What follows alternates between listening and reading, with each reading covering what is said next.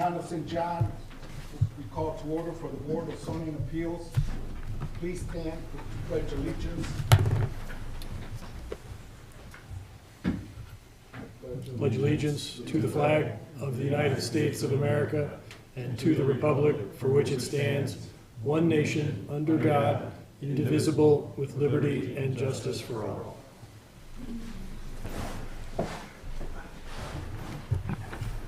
Please call the roll call. Yep. John Gill is here. Joe Gomestagel. Here. Drago Popovic. Here. Paul Hobbs. Here. Chris Kriesbaum. Here. Attorney Adam Decker. Here. Town Manager Bill Manasopoulos. Here. Next order of business, election of officers. I put that on the floor for all of you. Who wants to be the chairman or want to nominate the chairman of the BCA? I nominate Joe for chairman.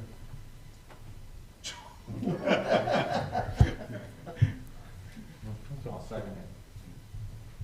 All those in favor? Aye. Aye. Mr. Chairman, I bounced that slide. All right, for the vice chairman.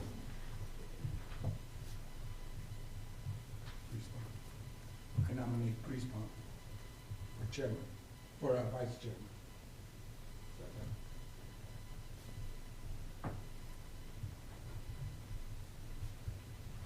Anyone else? All those in favor? Aye. For secretary. I'll nominate Drago Popovic for secretary.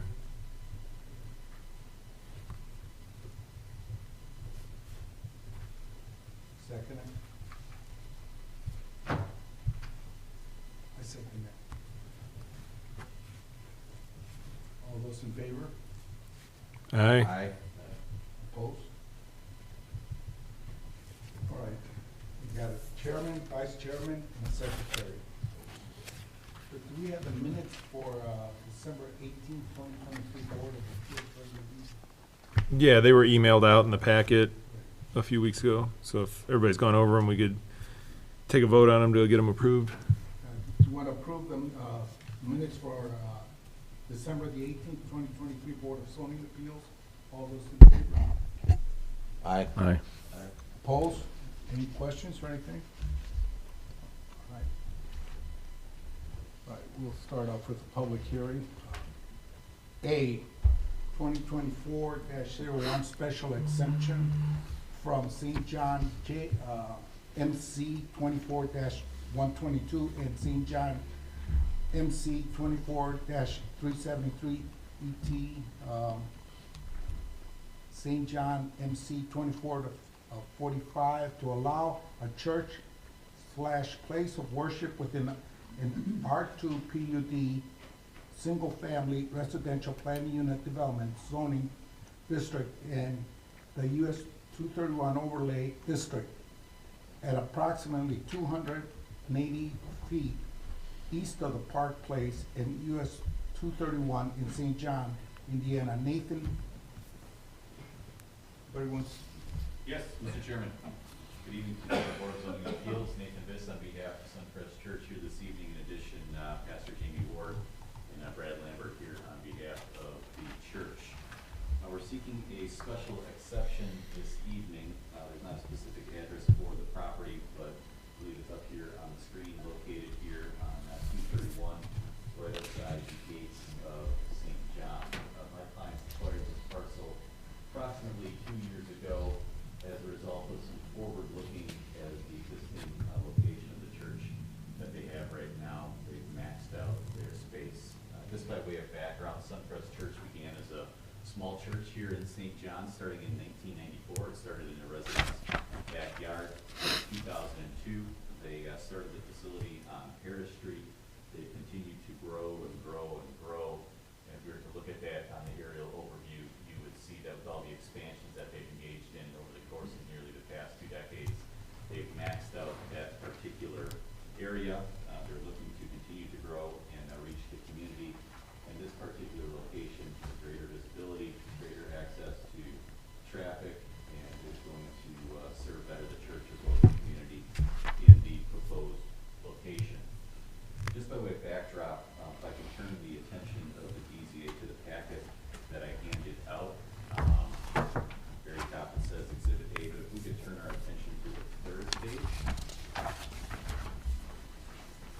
just by way of backdrop, starting back in 2002, 2004, when the gates were developed in this area, there was approximately 17 pods that were anticipated for this proposed design.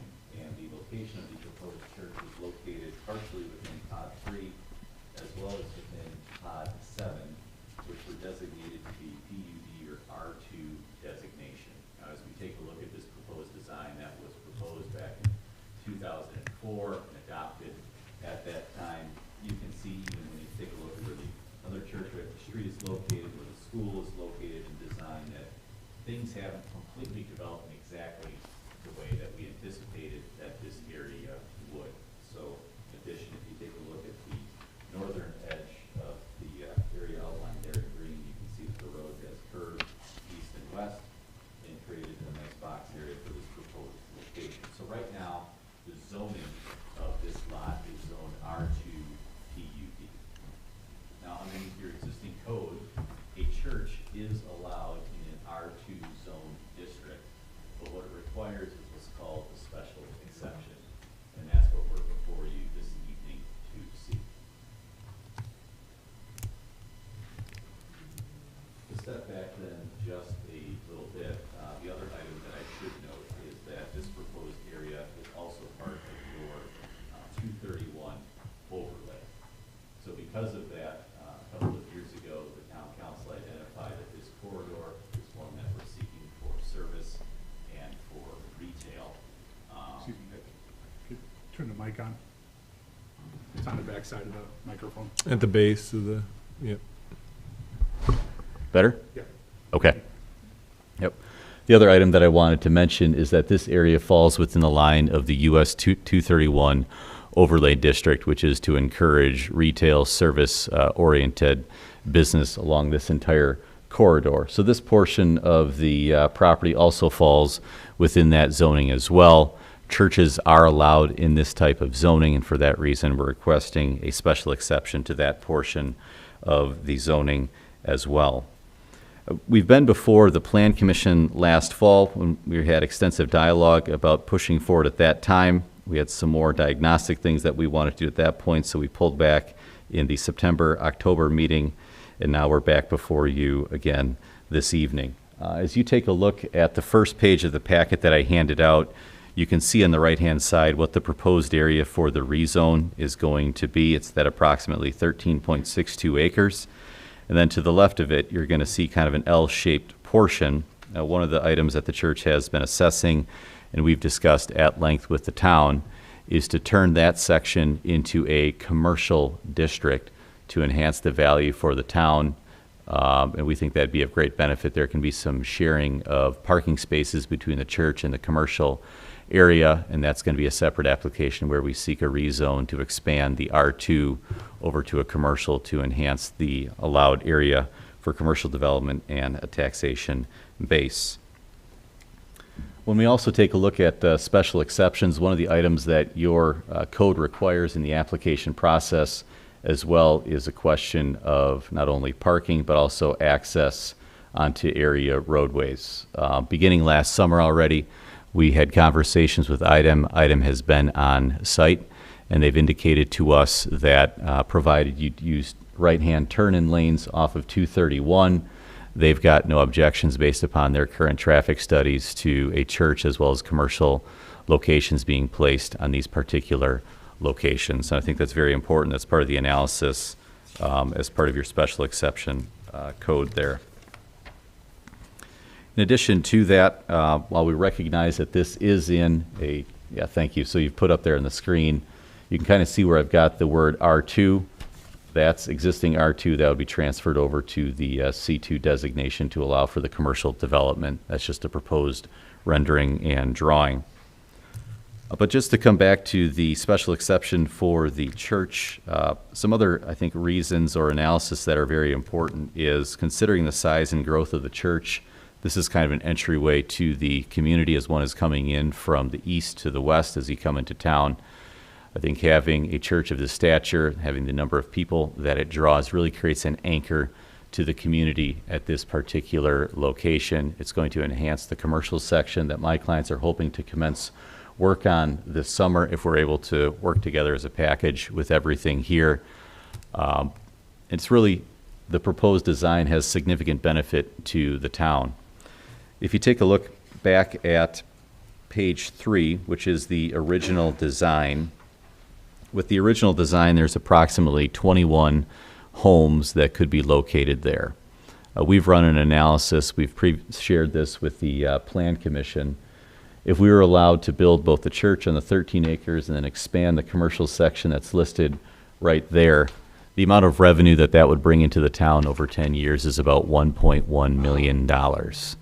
If we were to keep the existing R2 designation with the approximate 21 homes, that brings in about $110,000, $120,000 in tax revenue over 10 years, as well as exacerbating a lot of the infrastructure that we would see with the roadways, with the waterways, sewer, things of that nature. Just in conclusion, I think one of the most beneficial parts here is recognizing that we're in this overlay corridor. The town has put an overlay corridor against a residential sector, and by allowing a church to be built in the proposed location, it acts as a buffer as we transition from residential to church and then to commercial use, and I think the residents would really appreciate if we create that buffer zone in between. So again, respectfully requesting that for the area that is under question this evening, if we could approve a special exception to allow church and religious use for Suncrest Church. I'll answer any questions. I don't have any questions.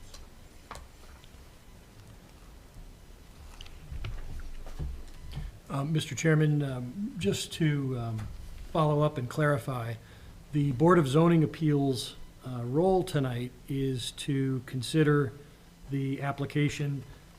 There's included in the packet the proposed findings. Should the board elect to make a decision tonight, ultimately the decision is a recommendation. So there's no final decision being made by the Board of Zoning Appeals, but rather the BZA is simply making a recommendation, whether that's a favorable recommendation, an unfavorable recommendation, or no recommendation to the town council. And the town council ultimately will be the final decision maker with regard to the request made for the special exception. Do we hear from the public on this? Yes, this is a public hearing, Mr. Chair, so you will need to open a public hearing at this time. I think this would be the appropriate time. Any follow-up questions that can be directed to Mr. Viss might be best directed after public hearing has been completed. I would move to actually have a public hearing on this. Yeah, there's no motion needed. You just simply open, you can say that the public hearing is open, and then invite anybody who wishes to speak to come to the podium, announce their name and address, and allow them to speak. Thank you very much. All right, so this public hearing is open. Anybody who wishes to come up and speak, you're more than welcome. Just give me your name and address, and we can start from there, please. And speak into the microphone. Thank you. My name is Doug Blocker. I live at 10591 Juniper Lane, which is in the Gates of St. John. I believe there's a couple issues with the church. One is that, in the annexation agreement, only one church is allowed in the Gates of subdivision. When somebody signs or applies for an annexation and also an annexation agreement, all the property owners within that area have to sign the petition to annex.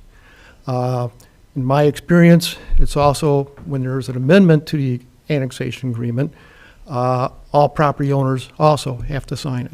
Now, we're not just talking about the property owners on this property, but it would be all the property owners in the Gates of St. John. That, I believe, is probably going to be impossible. And you're not here tonight. That'll be up to the attorneys for the town and the church to figure that out. Well, I didn't quite understand. Again, in the annexation agreement for the Gates of St. John, only one church is allowed in the Gates of St. John, okay? When you annex property, the property owners all sign a petition to annex and enter into an annexation agreement, okay? So when this was farm field, there might have been half a dozen property owners to sign it. When there's an amendment to it, the same thing, my experience with the ones that I dealt with, same thing applies. All the property owners would have to sign a petition to amend the agreement. I don't think that's possible to get everybody that owns property in the gates to sign. But that's not your job. That'll be with the attorneys and the town council to amend the agreement. Your job, again, is, as Mr. Decker said, is to look at how this property is going to impact the neighbors, the neighborhood, and the town. This property, where it sits in the gates, will not have its own detention. Detention is located further to the north. There's a pond to the north. That pond was probably constructed about 4 years ago. After it was constructed, there were some flooding issues with it. So the developer went in, installed a new culvert. Whether or not he got engineering approval or whatever to look at it, I doubt it, seeing it was Mr. Lawton. He probably just did it.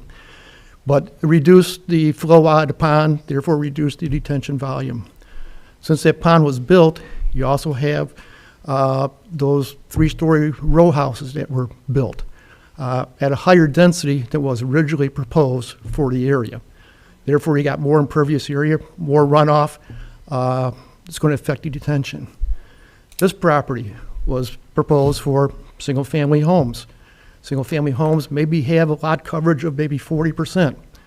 This commercial and the church, you're going to probably have lot coverage of maybe 80, 90%. So you're going to have probably twice the amount of runoff all going to the pond that has questionable detention area. So is there going to be a flooding issue? I can't tell you this. Maybe the engineers can. Second, you're looking at traffic. Okay, you got 1,000 cars being parked here someday. I'm sure that it's not going to be the first day, whatever. But they're going to have a right-in, right-out entrance onto it. So that means to get into the church, everybody coming in from the east will be able to turn in. Coming in from the west, they're going to be having to turn in off of at Park Place. So my question is that left turn lane going to be extended to handle that traffic coming in? Right turn lanes, I'm assuming that the county's going to make them put in deceleration lanes and so forth. Leaving the church, it's going to be another big issue. Again, to leave the parking lot of the church, you can only turn to the west. You're not going to be able to turn left. So anybody going out is going to have to go to Park Place at that entrance and get out. You also have to remember a block down the street's another church with another 200-300 vehicles. They're also going to be getting in and out at this time. There is no stop and go signal there. Okay, so what will happen? Is the town going to have to provide police officers there to direct traffic to get people in and out? Or is a light going to be installed? The church, based on the ordinance, is going to have to probably pay the traffic impact fee, unless, of course, they ask for a waiver. I don't know what the traffic impact fee would be, and I don't know what the cost of a new signal is going to be. But I know as a property owner, I don't want to be paying taxes and have my taxes go towards improvements that developers should be installing. Too much in the past, things have been done, not done by developers, leaving it up to the residents to take care of. I think that's time to stop. Let's look at the aesthetics. To the north, you got new single-family homes. I'm sure the people living there probably asked the salesperson, well, what's going to happen to this open space, or what's going to be there? I'm pretty sure the salesperson probably said, oh, there's going to be a church there. Salesperson probably does that say it's going to be a mega church with 1,000 parking lots, cars parking out there. So to me, that's an issue. And they're talking about a 10-foot buffer. How's a 10-foot buffer going to handle all the car street lights, the parking lot lights, the traffic, the noise, the visual impact? Somebody wants to sit on their patio back there, what are you going to look at? Either a sea of asphalt or a sea of cars. In my opinion, I think what they should do is forget that commercial area take that property, turn it into open space. So now instead of a 10-foot buffer, maybe you'll have a 25, 30-foot buffer that goes around the property. They can then create a nice berm, heavily landscape it. It's going to be way better than a 10-foot area that may end up with, okay, yeah, we'll put a 6-foot fence and a couple trees along there. They brought up as far as, okay, yeah, the church is tax exempt, not going to pay any taxes, okay? That's why we're going to do this commercial, so that, you know, it makes up for it. Well, tell you what, it's already been made up for. You got those 3-story row houses, whatever, okay? Originally, it was designed for 77 row houses, townhomes there. Now Mr. Lawton added additional 40 to it. So you got all those taxes for 40 additional townhouses. Now that can be used at this location. You have those single-family homes called Sterling Gates, okay? That was originally single-family homes on 80-foot wide lots. Now they're single-family homes on 60-foot wide lots. So you increase the density again, adding more tax dollars. So really, I mean, you're going to have a church in town. And yeah, they're not going to be paying taxes. I mean, I'm from South Town. It was known as the community of churches. It's just a thing. Whether or not it's located here, located across the street, located on Klein Avenue, I mean, you're going to have churches. Yeah, and they're not going to be paying taxes. But I think it's more important that you look at and decide, yes, a church located here is going to be a good thing for the neighbors, for the neighborhood, and for the town. Something that the design, so designed that the town people are going to be proud of it. Thank you. Thank you, sir.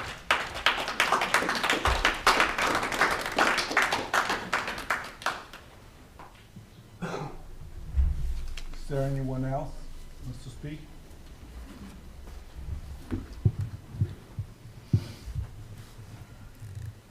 Hi, my name is Tom Sleds. I live at 8339 West 107th Place, and that's 4 doors down from where that 107th Street ends. One comment, I think we've already established that they weren't going to access that parking lot off 107th Street. That's correct, because the three homes on there have a private drive, so the dedicated right-of-way on Juniper Lane curves into 107th, so there's no way for the parking lot to connect. Okay, because I know they were wanting to do that. Right, that was before the staff informed them that the side yard of the house, last house on Juniper, and the front yards of the 3 houses on that stub, that they all own that. So there's no way to cross the private property to get to the right-of-way of Juniper Lane or 107th. Okay. I think I heard this other gentleman said that he would like to see that area be an open space area, which I would love to see that, but from a realistic point of view, if they don't do that, I don't mind a church being over there, but I would like to see, especially for those people that are going to back up to that. I'm sure they're not going to they spend a lot of money on those houses. I'm sure they're not going to like backing up to a parking lot. So if they put a little berm over there, I think everybody would appreciate that. Little berm, a couple plantings on there, so kind of separate them from the parking lot. And one more comment I have, this is something different that they told me I could comment on this. But that park that has the Gates skate park over there, along those power lines, is there any plans to put like a bike and walking path and connect that to those paths further down?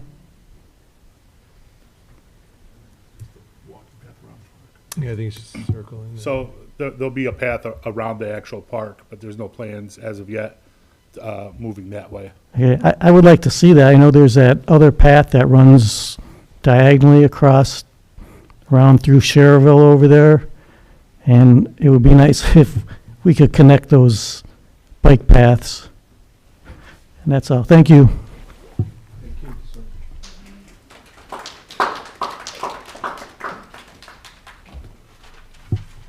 Anyone else?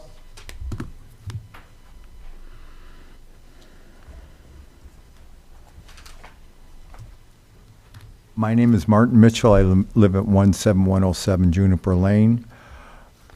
I'm trying to visualize, I know how much land they want to build the church, and how much land is this compared to where the church is sitting now? Is this much bigger than where it's at now? I know a couple weeks ago or months ago, we looked at an artist rendition where it was all parking lot. Where the church is now, there's a lot of green grass and open area around it. And I think with that, the neighbors might not be so obtrusive with having the church built there, but if it's all going to be parking lot, I look at the church that they, over there in Tinley Park along I-80, that started out to be a small church, but now it's just all parking lot because it's, you know, one of these big churches that, you know, hundreds of people go to or thousands or whatever. And I'm just wondering, I know it's just an artist rendition, but how much of it is going to be parking lot and how much of it is going to be open space? Because a 10-foot berm is not much taller than I am, and that's not much of a distance between a parking lot and the neighbors' houses. And that's all I have to say. Thank you very much.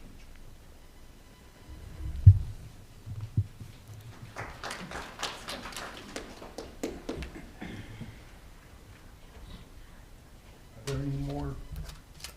Anybody wants to speak?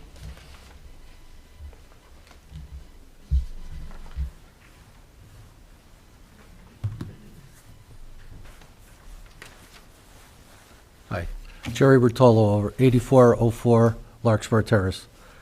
I was here a little earlier, and I heard Schilling propose a development right across the street from this. And what they did is they put a commercial strip also, but it was right across on 231. This backs way up, right to the development with the housing. Why can't they just put, if you're gonna okay commercial, why can't it be right along 231 and figure out a way to, you know, put an entrance to the church? No one's opposed to the church, I don't think. When we first bought there, they told us there's going to be a church there. So, you know, we know, you know, there's going to be some, you know, traffic and, you know, there's Sundays and when there's special events or whatever.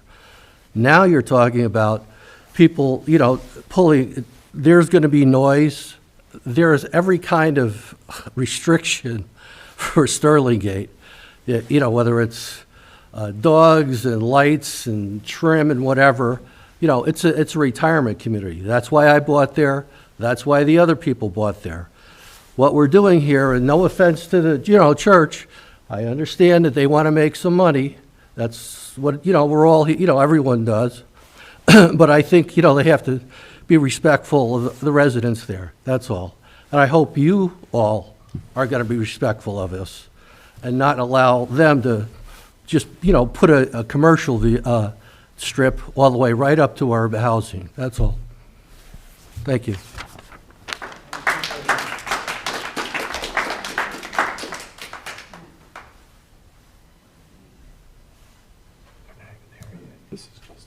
Does anyone else want to speak? Please come up. All right, there's none. I close the public hearing. Did you want to say something? Sure. If I may. Go ahead. Okay. No, thank you, Mr. Chairman. Thanks to the folks from the public for raising, I think, some really good questions.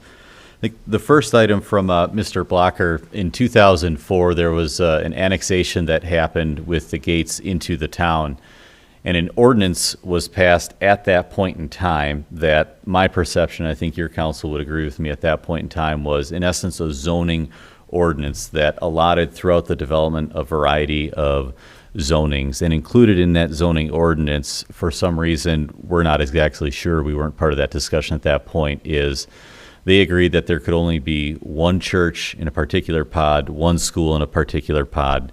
What's happened over time is actually the church was put outside of That pod, I don't know exactly why they limited 800 acres to one church. As was expressed, St. John is a community of faith, longstanding traditions of churches in the area. And do I think it makes sense to allow two churches within an 800-acre span? I think absolutely. So I believe we've had dialogue with council, and that would require an amendment to that ordinance at the town council level. We did file a petition with the town council at the end of December that their legal is currently taking a look at for the way that it's worded, but it's my understanding that that's the proper way to handle that particular issue. The second item, and Doug Reddick from DVG is here with us this evening as well, is a concern over detention and water spacing. We've had DVG on this, looking at this and analyzing this, and this is something that would come up at a next level, which would be at the Plan Commission level. But we're very confident that with the proposed drawings that we've had, various site plans, that there's more than adequate capacity to handle the water runoff that would be created would we put the church location at this particular place.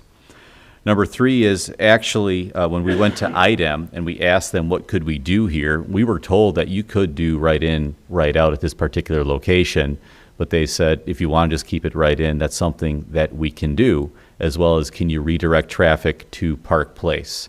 And that's something that we're willing to do, as well as I think it's very important to notate that some of the developers right around the intersection with 231 already have an agreement with the town that if traffic reaches a certain height, they're going to be obligated to contribute towards improvements at that intersection. Those conversations are already going, and when we achieve the next level, if we were able to get to past here as well as to the town council, that's certainly a conversation that my clients will have with the Plan Commission, the town council, as to say, how do all those that contribute to traffic in the area contribute to traffic management? It's only going to continue to increase, whether we have residences here, whether we have a commercial corridor that continues to expand between Highway 41 and Crown Point. So I think at this point, my clients are definitely willing to be good neighbors there and continue that conversation. There was a good question raised about 107th. That was a question that was raised back in July, August, and the concern at that point, I think from some town officials, was do we need to enable that to be a throughway street all the way through for the concern of EMS and things of that nature. And that was before everyone was aware that that was actually a private street. Now, at the end of the day, this is certainly going to go to the EMS and fire folks here in town, and they may say there needs to be a break gate there, perhaps. You know, our preference would be we don't have it there because we don't want an Autobahn through the parking lot. The neighbors certainly don't want it. So we're certainly in favor of not creating connectivity there. It just doesn't make sense. We need to create separation. And that's, I think, the last point that a lot of good folks made here this evening, which is how do you create separation or a buffer zone between residential as we get towards 231 and what is going to be commercial long term. And I think that's where the placement of a church in that area is great, because it doesn't have the high intensity use that commercial does. And when we get to the Planning Commission phase, your code requires in an overlay district significant specificity as to how you are going to create that buffer between residential and the next layer of zoning. So that's, again, something that we can continue to work with town officials, hear public comment on. I know my folks have already had a couple of meetings with all of the folks in the area to say this is what we're planning on doing. What are concerns that you have? How can we work together to make sure that we are a good neighbor? And that's certainly a dialogue that we'll continue to have moving forward with Plan Commission. I have a question. Yes, sir. And it goes back to the one resident's concern with the pond and the drainage. The DVG, do they do hydraulic calcs on the runoff for that parking lot based on 100-year rain events? And was a underground detention system ever considered for the parking lot of this development? So I don't Based want on a 100-year rain event. So number one, I don't want to speak on behalf of Doug, but he'll throw something if I'm wrong. But number one is that is the way that the calculations are done, is based upon the maximum 100-year scale. And number two is, from what I understand, the capacity to travel to the detention system is more than adequate, so there is not a need for underground detention storage on site. That's accurate, Doug? We haven't done our final analysis yet. Right. We won't do that until we go for site plan approval. But And if the hydraulics calculate to be more than what that pond can handle, is an underground detention system being figured for that parking lot, or considered, It certainly could be if that was the case. Yeah, to avoid affecting the residents in that pond. if I may, Anybody addressing the board needs to come to the podium, Doug, so I think, I don't think anybody can pick up the comments that are being made. So, thank you, Doug. Again, we have not done final engineering calculations yet. It's not the time to do that. We're here for special exception. We were told that there is adequate capacity in the existing detention basin. We will have to prove that, and your engineer will have to prove We that. can't make accusations that the Right, pond right. can handle the hydraulics if we No, haven't done the calculations yet. Right. But Correct. in the event that that pond is substandard or too small, there are ways to handle that by doing on-site detention. And with the density of this project, it would probably be considered underground detention as an option. Okay. We just don't have those final answers for you yet. Council, I know we're kind of like going through the planning and the BCA, but this BCA is just concerned about the rezoning of that area. Is that correct? Well, no. Because and I hate to interrupt here because I know I'm hearing some kind of remonstrance, a little bit of it, and that would be in the planning stage. But in the BCA, we just want to make sure that whether we are going to. So, yeah, Mr. Chairman, let me try to explain. So the item that you're considering is the special exception. Right. Which is set forth in the agenda to allow a church or place of worship within the R2 district. Right. And under the zoning classification for the town, that's identified as a special exception. Now, a special exception is really simply a tool that's used that basically requires, like an institutional use such as a church or a school or other types of uses to be allowed in residential areas, but it requires the approval of the town council. Right.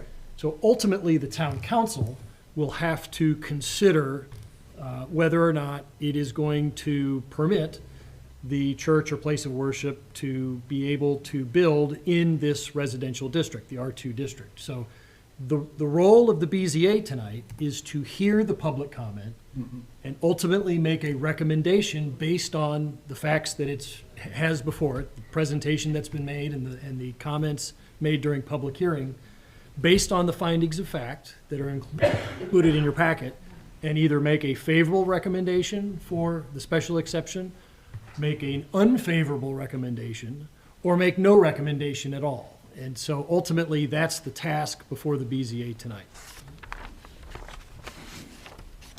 And Mr. Viss, as you know, this is just one step in the process.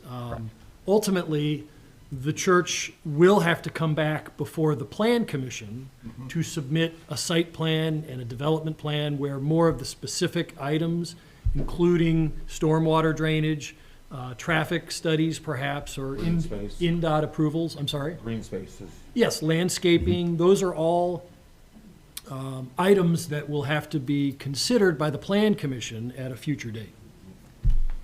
Correct. Yeah, and my client's well aware of that. It's a question of how far do you design if you don't know whether or not you can build it. And that's why we've reached out to the public, had public meetings already to share with them as be as open as possible to date. I just wanted to make it clear that we can't say that the pond is adequate when you haven't done all the Correct. final calculations on the run. No, and this has been based upon, it's the engineers. I want the facts Yep. to be out there. You Yep. understand what I'm saying? Yeah. Absolutely. So I'd rather not hear the accusation, so to speak, and I'd rather hear the facts of it. Yep.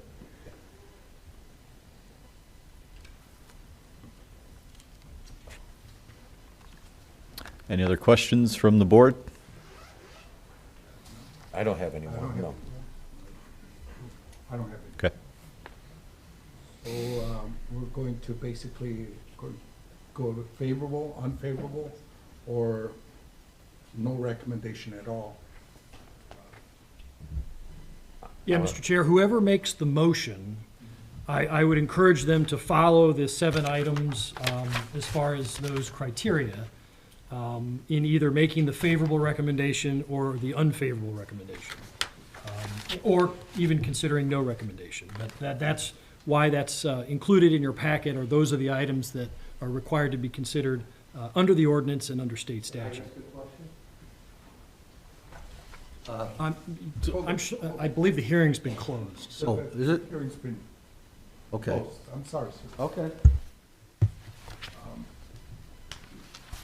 But let me remind all of you that you still have, no matter what, the planning commission is the next thing, even if whatever we decide, okay? Ultimately, it's the town council that will determine whether we like it or not, whether we approve it, not, it'll be ultimately the town, right?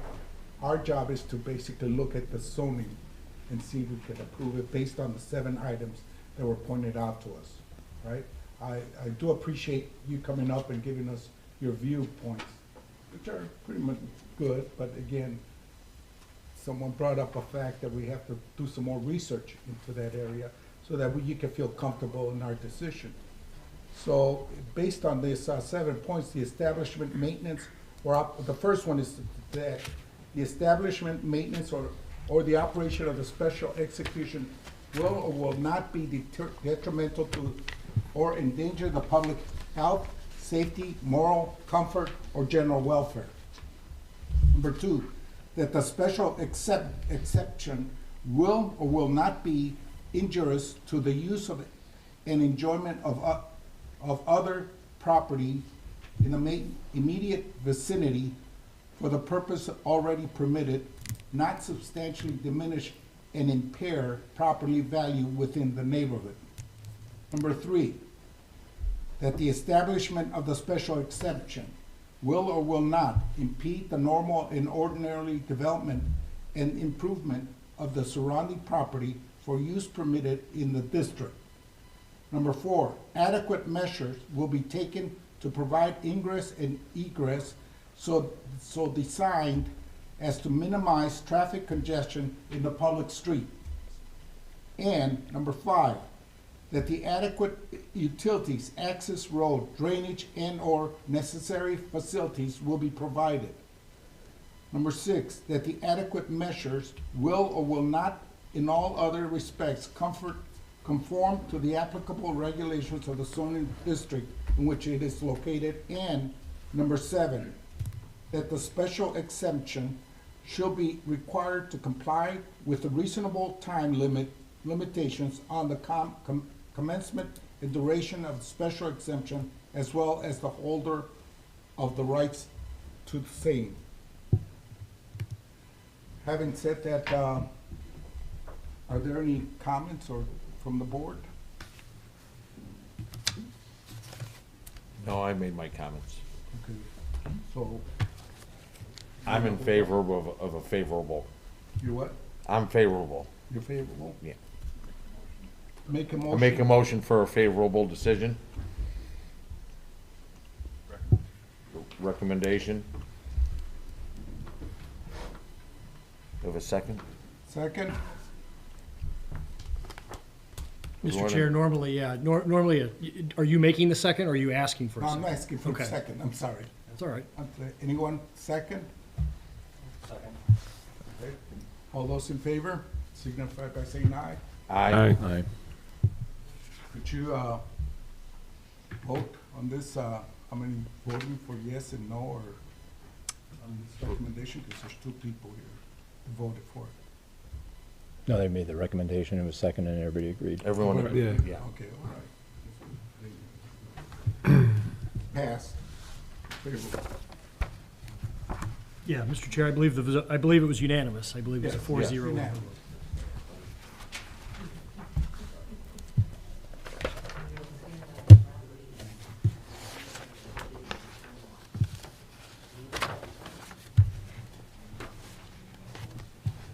All right, next on the agenda is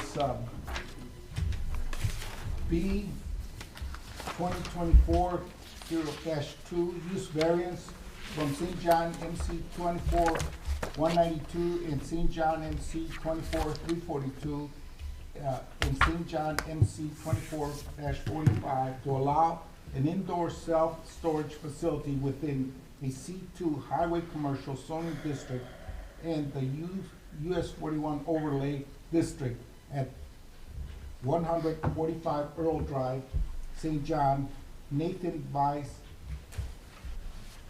Nathan, Sorry. you're up again. You get to see me again. Busy man. Well, gentlemen, there's a procedural opportunity to work through, I'll call it, before we can get to the guts of the matter on this one. And Mr. Decker can back me up here. This is a matter that was assessed by your predecessors approximately 13 or 14 months ago. They then issued a recommendation to the town council. The town council denied the approval of this project last April. Every Board of Zoning and Appeals has their own in-house rules that you have, and your in-house rules indicate that you cannot rehear a matter for 12 months in the year after it's been denied. So perhaps we can say we're not rehearing it in the same year, but the town council did deny it last April, and here we are 10 months later seeking to have it put back before you and the new town council for consideration for approval. So in order for us even to get to the guts of the matter and talk about what this project is, what would need to happen for you is to what's called suspend your rules, or suspend that 12-month rule in order to hear this matter this evening. I've seen it done before at boards of zoning and appeals. It happens frequently at town councils when they say we're going to suspend the rules and hear a hearing twice in one night to avoid, the redundancy of having folks come back out for other hearings. So that's a request that I would make of you this evening, is to suspend that 12-month rule, allow us to be heard 10 months later so that we can push this project forward, hopefully. Yeah, Mr. Chair, if I may add to that, specifically the rules and regulations for the St. John BZA provide in Article 5, Section 4, the BZA shall not further consider any petition that is denied for 1 year after it is denied. In my opinion, the application for variance before you tonight does fall within that rule, because the denial of the variance was made by the town council, who has the final say, similar to with regard to what we just discussed.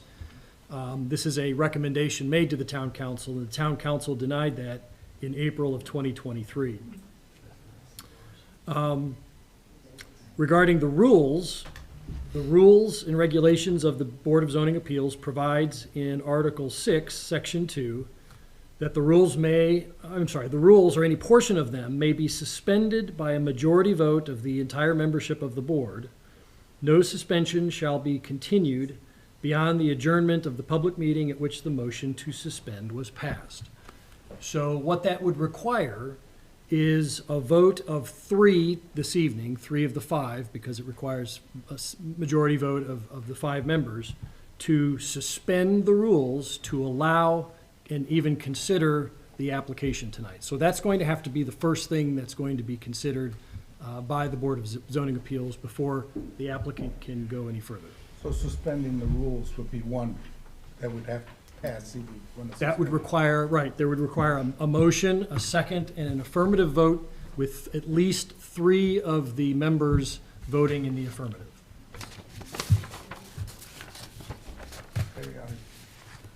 Anybody has a motion on this one? I'll make a motion. Go ahead. I'll make a motion to pass it. To pass it? Yeah. To suspend the rules? Suspend the rules, yeah. Suspend the rules. Anybody else?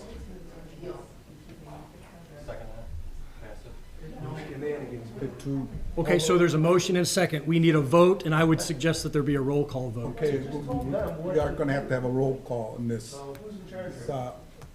Technically, I'm kind of hesitant about passing it without just digesting more of this and talking to the attorney. Well, there's been a motion and a second, so it is open to discussion until the vote is called. You, as chairman, have the authority to call the vote at any time, but you can also have further discussion on the matter. So that's why, I thought I'd give you my view as to why I wouldn't want to suspend it. Wait, and then get our feet wet, because we don't need to do it all at once. I mean, they could come back here, and then next month we should be ready. But at that time, we should have our teeth into this. But having said that, anybody wants to discuss this, or? They're at 10 months already. If they just waited 2 more months, I mean, they Yeah, could. they can wait 2 more months. What do you think? Well, I was on the BZA, I didn't approve it last time, and I'm gonna have to, okay, let's have vote, roll call, vote. Right, just to be clear, this is the vote to suspend the rules for Suspend the this item. rules. You want to, okay. John Gill, yes. Joe Gomez Tagle, No, Drago Popovic, no. Paul Hobbs. Chris Kreisbaum. Yes.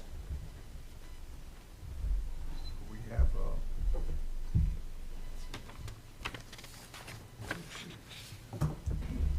suspend the rules, I guess, Mm-hmm. right, because we have three people No, that we- voted. no, we only have 2 that voted yes. No? Gil, one, there's 3 to 2. 3 to 2. Oh, 3 to 2? Yeah. Oh, I 3 see. to 2. Yeah, just, I believe the vote was 3 to 2 3 to 2. yes, to approve the motion to suspend the rules. Correct. Yes. So, yeah, the Okay. motion's suspended. So I would recommend you ask the applicant to proceed. Okay, you just heard it. Proceed with your motion. Thank you, Mr. Chairman. I recognize it's a bit unusual. Like I've mentioned before, you see this at town councils when they suspend some of the rules to allow conversation to happen. This is a project that my client's very eager to get started. I think it's going to be very beneficial for the town, very beneficial for the tax rolls, very beneficial for the folks who live here in town for the service that it can provide. And it's going to be a great asset to the community. So in a nutshell, what you have before you this evening, what you see up here on the screen is this is for 10045 Earl Drive. Here on behalf of Chicago Storage 100, my client, Mr. Lunn, is here as well. This is a commercial location that is located between, on the left side is the Goodwill, and on the right side is the development that was recently created, which is Planet Fitness. If you've driven by this particular parcel, it's a very unique piece. There is in excess of a 15-foot drop from the back side of the property as you work your way to the front of the property. This can create some unusual design issues when you're designing it. If you have a parking lot, heavy sheeting happens at that point in time. You're limited then with the ability of the slope, access, things of that nature. And what my client is proposing to build here is a high-end interior storage facility unit. So if you turn the page in the packet that I've provided for you, I've got some proposed renderings of what the exterior of the facade of this particular development would look like. If you take a look on page 2 there, what you're seeing is both the south elevation as well as the east elevation. The east elevation would be the very back side of the property, and this takes advantage of the heightened side of the property on the east side, which would allow folks to drive in. If you turn your attention then to the third page, at the very top, the west elevation is the view that one would see if you're driving by along Earl Drive. Of note, and we're not at that stage as of yet, if this were to pass the town council, but one of the requirements that you have in your Highway 41 overlay district is that all buildings that face the street have to have at least 3 different types of products on the exterior to be aesthetically pleasing. And the design that my client is anticipating definitely meets that. There's a proposed wood facade, there's metal, there's glass, as well as even potentially a little bit of brick for some of the pillars. Keep turning the page then. I think what's important to notate here is where this particular parcel is located. On that third page, or fourth page, I should say, I've taken a snip of the zoning overlay of the area. And the existing zoning of this property, as it's sandwiched between both the Goodwill and the Planet Fitness, is C2. Immediately to the backside, you have what is an industrial setting. So really, you've got a property that's sandwiched between 2 other parcels, does not have great high visibility, and immediately to the backside and kind of surrounding it is an industrial style. Then if you turn to the 5th page, you can kind of see with the proposed site plan, again, it's a concept plan. Nothing is definitive at this point, but you can see the layout of how this particular proposed project would sit on the property. Turning our attention then to page 6, I think you just had it up there on the screen. Really what we're proposing here is a newer concept. Typically when we think of outdoor interior storage, we think of long row buildings, we think of blue, gray, metal, and we think of kind of the barbed wire fence that's surrounding them. However, what's emerged in the last 10 years is a different need in communities. And in emerging communities, what we've got is a higher end need for climate control types of storage. You have a need where folks can drive in and drive out for access to these particular types of storage units. And I think especially here in St. John, what we're seeing is that there's a need for this type of storage. We've got lots where folks are maxed out in their capacity to build their homes and their garages. You've got folks that are running perhaps businesses out of their home. They need a place to store these particular things. You're maxed out with a lot of the HOA covenants in the area as to your ability to build a second garage or shed on your property. So then it becomes a need to how do we have a central access point for storage. Now there are some of these units that are being built in Cherville and in Dyer, but in St. John as it stands right now, I'm unaware if there's actually any other climate control that's centrally accessible for folks to access. Now one of the concerns that can be raised here is to say, well, this is part of the Highway 41 overlay district. And you're absolutely correct. And I think that this meets the definition of what we're looking for within the Highway 41 overlay district. When the Highway 41 overlay district was created, the emphasis that your town council stated was to say we recognize this as an integral retail corridor where retail and services can be provided to the residents. And as we drive up and down Highway 41, what are you going to see? And what do we see? We see retail intermixed with service for our residents. And that's what this service provides. It provides retail in the sense of it provides a space for them to store things, and it provides a service for them to be able to drive their vehicles in and out of the shelter of the rain, snow, wind, things of that nature, and procure their items. Kind of in conclusion, then, I think one of the most beneficial portions of this is not only is it a need in the community, but when you look at this sandwiched C2 zoning where it stands right now, how do we maximize its use for the community? If we were to only put retail on it, the maximum property tax benefit for the town would not be maximized. But if we use interior storage as we are proposing, it doesn't require hardly any parking lot spaces. We can maximize the size of the building. And when you maximize the size of the building, then the property tax effect for the town is tremendous. What you're looking at the end of the day is a property that's going to be valued in excess of $3.5 to $4 million and generate in excess of $100,000 of property taxes on an annual basis. In a TIF district, that is tremendous. One of the other items that's tremendous as well is that the traffic that these types of facility generates is at the very low end of commercial uses. So when we look at this area that has high traffic running up and down Earl Drive and we put a low minimum traffic facility in there, I think that's a great benefit for the area as well. Continue onward then with the packet that I put before the board this evening. I've outlined kind of the findings of fact for a use variance, and it's appropriate, I think, that we would go through that this evening to justify the need to pass this on with approval. The first question is, will the approval not be injurious to public health, safety, morals, comfort, or general welfare of the community? And I think absolutely. This provides an excellent service that the community needs. It's not going to be injurious to the neighbors whatsoever. It's only going to heighten the value of the adjacent property owners. Number two, will the use and value of the areas adjacent to the property included in the variance not be affected in a substantially adverse manner? Kind of going back to the theme of what we talked about before with the church, but this really is located in a buffer zone. When you drive past, you technically can hardly almost see this particular property because you've got that whole retail strip that abuts it. Behind this property is an industrial zone. The proposed use of interior storage is allowed if this were to be an industrial zone, which is right behind it. So this is interior storage, which meets the definition of what's allowed in industrial. It just requires a use permit for the C2 designation. Will it enhance the value of the properties adjacent to it? I think absolutely. Third question there is, does the need for the variance arise from some condition peculiar to the property? The property's been vacant in excess of 10 years. It has not been put to use. It's positioned on 2.5 acres, which has a 15-foot differential from the front to the back, limiting the type of buildings that can be put on it. And I think in addition to that, the type of zoning that we have, which defines outdoor interior storage, is a little bit outdated. It hasn't caught up to the new proposed high-end interior storage that we have. So I think definitely the need for the variance does arise from a condition peculiar to the property. Number 4, the applicant did establish that the strict applications of the terms of the zoning ordinance will constitute an unnecessary hardship if applied to the property.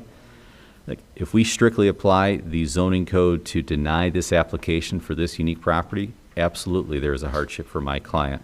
Then number 5, has the petitioner established that approval does not substantially interfere with the comprehensive plan for the town of St. John?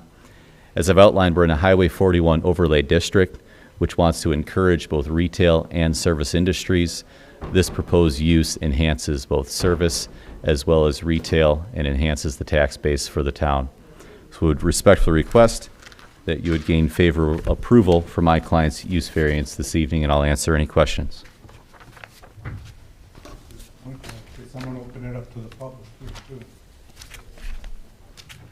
Open to the public? Yes, sir.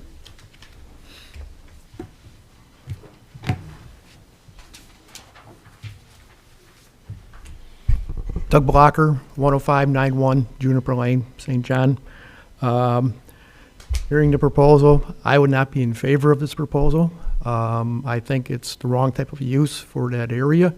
Mr. Schilling provided a brand-new industrial park that's going to be built. Be better suited in there. As he indicated, there's an industrial park behind it would be permitted. Well, have them put it in an industrial park, not in a prime commercial area. There's a lot of other spaces in town that this would be suitable for. One is, even along 231 would be better than, again, our prime commercial shopping areas. On 41, you got the area north of Verney's Steakhouse, where by the viaduct there. This would be a fantastic place for it. But again, not in the middle of our commercial area. It says that's not going to affect the adjacent businesses. Well, look at where the adjacent businesses are set back at, and this building comes back almost, is going to be hiding those businesses. So when you say it's not going to affect it, I don't agree. And also the looks of it, it looks like an industrial building. Again, it doesn't belong in a commercial area. Thank you. Thank you, Doug.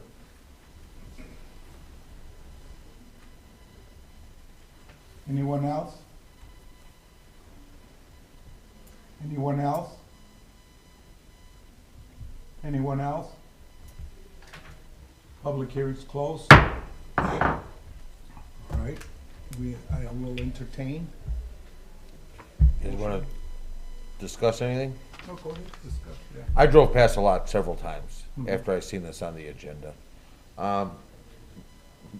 Excuse me if I pronounce wrong, Mr. Viss? Yes. All right. I kind of agree with what he's saying. I drove past it. It's not a desirable location for other businesses. I think that's why it hasn't been built on yet. Planet Fitness went to the side. Tractor Supply's been there for a while, but if it was a desirable location, someone would have built there already. The lot, like he said, it is an odd shape. I don't see too many other businesses wanting to be interested in that. It does bring in revenue for the town. And it is a needed business in town of St. John. Like he said, there's a lot of HOAs that prohibit sheds and things of that nature. We don't live in a sunny state. People have to store patio furniture, seasonal items, stuff like that, where they don't have the ability, not having to have second garages, sheds, stuff like that. So personally, I'm in a favorable decision for that.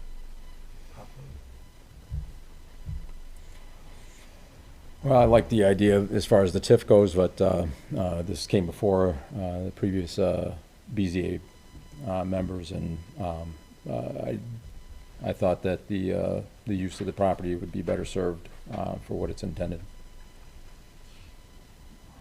How long was this property vacant? Do we know? He said it's been 10 years. What was it before? I believe a farm field. Before this was a larger parcel. Actually, it was tied to the Planet Fitness, And now that they lop that, the prior owner lopped that part off, this from a retail perspective makes this piece much less desirable because now it's sandwiched in between. And if you turn to the page 8 of the packet that I gave, I think that gives a really good aerial overview of the limited visibility that this particular piece has, as well as I think a good point to the aesthetics of the area. It's always interesting when we start to talk about aesthetics and the look of an area. And I think what I appreciate about your Highway 41 overlay is that was developed after this area was kind of started to be developed, right? So, Sorry, you said that 41 was developed after? no, so your town council created what's called the Highway 41 Overlay District. Oh, okay. So in essence, it suggests not only what they would like to see in this corridor, but it also has specificity as to what they want the exterior of some of these buildings to look like. And I think what happened is there was some buildings that got put in along this corridor before that went into effect. So I think, you take a look at what my client is proposing, and again, that would have to go before the Planning Commission for approval versus some of the larger box stores that are in this area.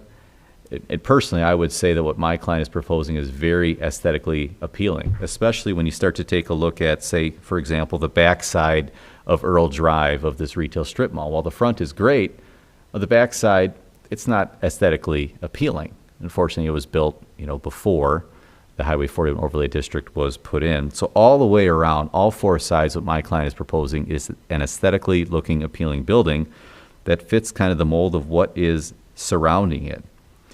You compound that with the fact of when you look at that aerial overview, folks driving by, it's not a high visibility area. So again, that comes back to the fact that no one has desired to build on this for in excess of 10 years. 10 years is not a long time to build it. But, and I hate to interrupt you here, but now I'm hearing that the HOA, they don't have enough room because their houses are smaller. And it's my understanding that developers wanted smaller lots, smaller homes, because it was their saying that, people don't want to cut the grass. Now you're telling me that, people don't have enough room in their houses, and I'm kind of caught in a quagmire here. All of a sudden, what, from one side, I'm hearing this, and then this other side, you're saying, people need to. Well, it's a matter of, storage. yeah, Mr. Chairman, it's a matter of economics really is what's happening here. And my client wouldn't be proposing to build this if there wasn't a need, and the need is significant. So you mean to tell me that the developers are causing the need to make these kind of. Correct. And that has to be done in that section of an area that could possibly be used for something else. Potentially. And I think one of the things that's being identified in some of these emerging growing communities, which St. John is that folks are looking for centrality to come to for all of their services and their retail. And this fits the need. We create an aesthetically pleasing building that allows people to drive in and out of the elements while they're doing their shopping to get whatever items that they've got stored there. And I think a concern that I would have is you've got surrounding communities that are identifying this as a need and building them. I think this would be the finest looking one in Northwest Indiana. And the question is do we want to be, quote, sending our St. John residents outside the community for the service? When they're out there, then they're going to do their shopping and their grocery shopping and going to restaurants. Or do we want to keep it centralized? And I think that's what makes it fit within the Highway 41 corridor. It creates a one-stop shop opportunity for the needs that they're showcasing they have. So you're creating the demand. The demand is there. We're meeting the demand. Correct. The developers are creating the demand for this type of. He's That- not wrong. Most storage facilities in our immediate area are booked full. There's waiting lists to get into them. So as far as a need for it, he's not wrong. I know this from a personal aspect that, yeah, you have to travel outside of town. I don't know about the new ones that were just developed on, I don't know what the street that is. Hard Street. Yeah. Yeah, there's So, another one. I don't know, I can't speak for those ones, but most other ones, even in Cherville and Dyer, they are full. And Mr. Chairman, if I could, about the storage on the residential lots, our zoning ordinance limits a shed to 160 square feet and no more than 14 feet high.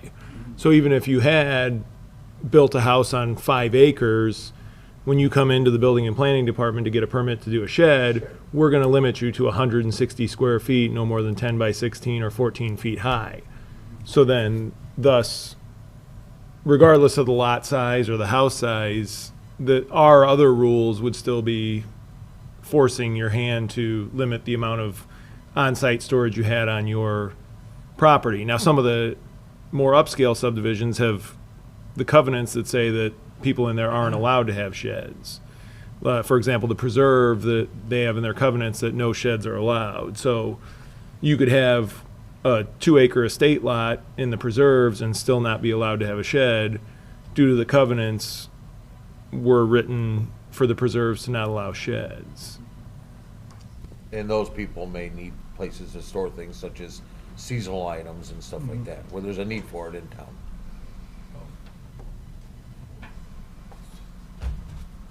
Discussion's over.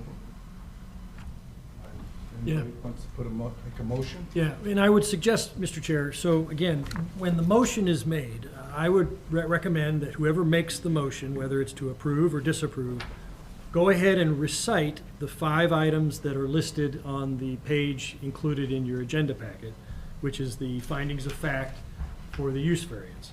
So for example, if a motion is made to approve the recommendation to the town council, then the movement would read, approval will not be injurious to public health. Number 2, the use and value of the area adjacent to the property included in the variance will not be affected in a substantially adverse manner.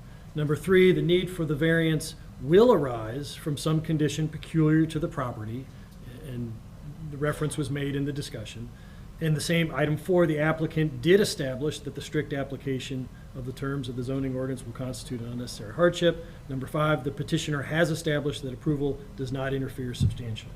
Conversely, if a motion to make an unfavorable recommendation is set forth, then those items would be read opposite, Correct. basically showing or making the record that the applicant has failed to establish those items to the satisfaction of the BZA, and therefore that's why the unfavorable recommendation is going to be made. So I would recommend whoever makes the motion go ahead and recite those 5 items as part of the motion.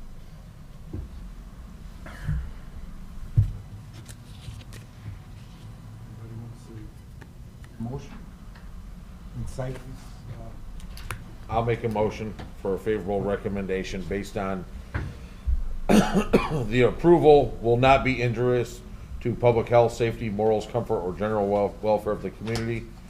The use and value of the area adjacent to the property included in the variance will not be affected in a substantially adverse manner. The need for the variance will arise from some condition peculiar to the property, which follows in the discussion we just had. The applicant did establish that the strict application of the terms of the zoning ordinance will constitute an unnecessary hardship if applied to the property for which the variance is sought. The petitioner has established that approval does not interfere substantially with the comprehensive plan of the town of St. John. the motion has been put on the table. Anybody wants to second it? I'll second it. Right. All those in favor? Aye. Aye. Nay. Nay. 4-1. Well, 3-2, I'm sorry. yeah, I believe the vote was 3-2 to approve the motion. Yeah, so it's 3-2, so approved, the motion's been approved. 3-2.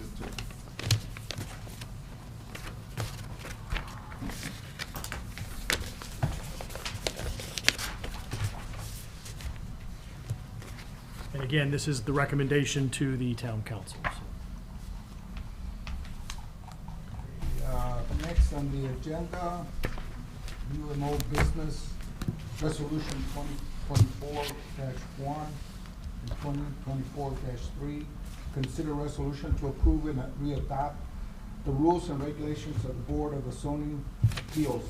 Adam. Yes, Mr. Chairman. So as I alluded to earlier, as was considered for purposes of suspension of the rules need to be updated because the meeting of the BZA is now on the first Wednesday, when it used to be, I guess traditionally it was held on I believe. third Monday. Third Monday. So we're going to need to update the rules for that basis, but also we want to update other changes that have been made in the prior 4 years that I've served as the attorney. One of them being just simply clarifying about public hearing notices going to newspapers and being posted at least 10 days in advance of the hearing as opposed to 15 as it was before I started it back in 2020. So what I propose is that we can discuss it tonight, but for the next meeting, and in advance of the next meeting, Jenna and I will work on preparing those updated rules. There really are no substantive changes to most of the rules. I don't know if they've been provided to the members or not, but once they are provided, I would ask you to review them, and you can take it up for a formal vote to approve at the next meeting. That's good. So then, this will be getting the information on this from you during the week, or? Yeah, well, so I would think that, I've forwarded to Jenna already the draft with those updates that I referred to as far as the change in the meeting time and the meeting date.